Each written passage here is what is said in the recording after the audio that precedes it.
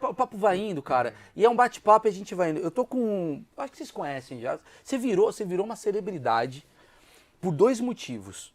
Primeiramente, por causa do acidente da Chape. Tô falando com o Jackson Foma. E segundamente, por causa do programa que você cantou lá, que ninguém imaginava que você cantava. E você bombou, que é o... Popstar, né? A gente vai falar disso lá na frente, porque é dois renascimentos teu.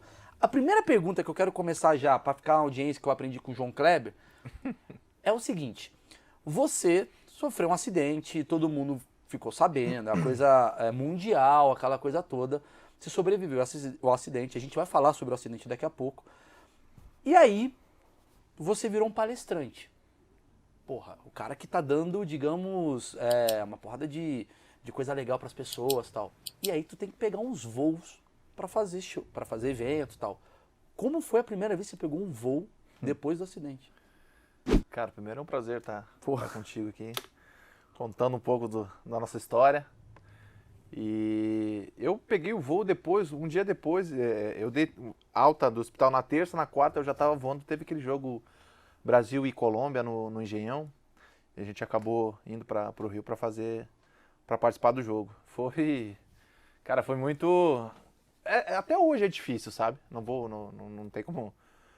Eu tenho algumas manias, né, em relação a isso, mas... Por um lado também eu vejo assim, Maurício, que foi muito bom essa situação de eu pegar o voo logo em seguida, sabe? De eu começar a enfrentar os meus medos, né?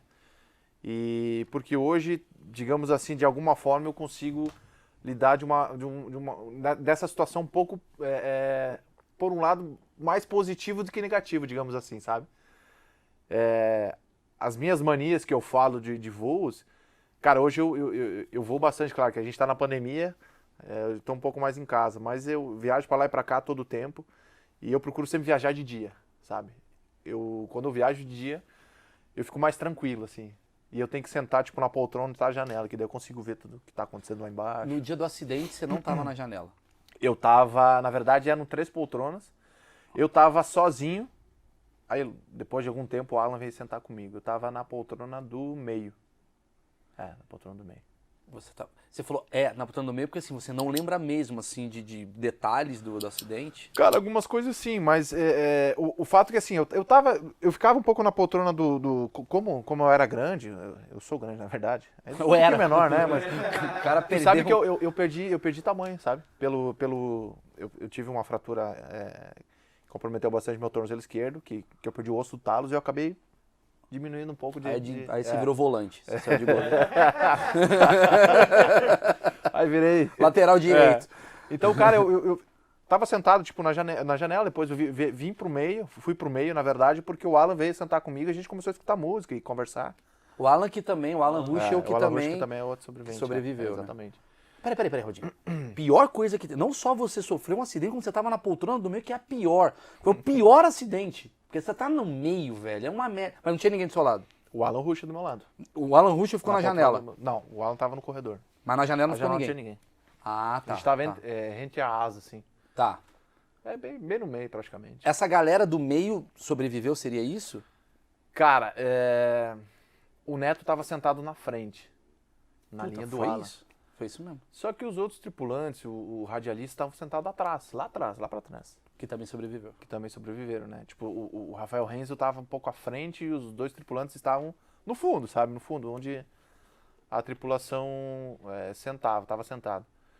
Então, cara, se eu te falar assim, claro, sobreviveu eu, o Alan do meu lado, o Neto na frente, mas também tinha o Rangel, né? O Bruno Rangel, que estava do lado do Neto, né? Que estava na minha linha também.